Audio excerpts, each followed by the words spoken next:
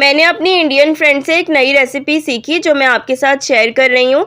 सरसों के तेल में लहसुन और ज़ीरा कड़कड़ाने के बाद प्याज फ्राई किए, इसमें टमाटर ऐड कर दिए, नमक, पिसी सुर्ख मिर्च, पिसा धनिया, पिसी हल्दी शामिल की और थोड़ा सा पानी डालने के बाद मैंने इसको कवर करके पकने के लिए छोड़ दिया। प्याज टमाटर का मसाला जब काफ़ी हद तक गल गया तो मैंने इसमें मटर शामिल किए और दोबारा से इसको 10 मिनट के लिए पकने के लिए छोड़ दिया। फिर उसके बाद मैंने इसमें ढेर सारी पालक ऐड की। पालक ऐड करने के बाद मैंने इसको इतनी देर पकाया कि पालक सिकुड़ गई।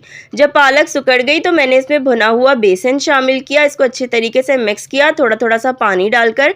कंसिस्टेंसी अपने हिसाब से आपने रखनी है, भुना हुआ रखना चाहते हैं या थोड़ा थोड़ा सा पतला रखना चाहते हैं। लास्ट में हरी मिर्चें ऐड करें और मज़ीद इसको 10 मिनट तक पका लें। फिर सबसे आखिर में चिकन पाउडर और पिसा हुआ गरम मसाला ऐड करके इसको 5 मिनट पकाया और कश्मीरी लाल मिर्च तेल में डालकर इसका बघार कर दिया। कंप्लीट रेसिपी चैनल पर मौजूद है।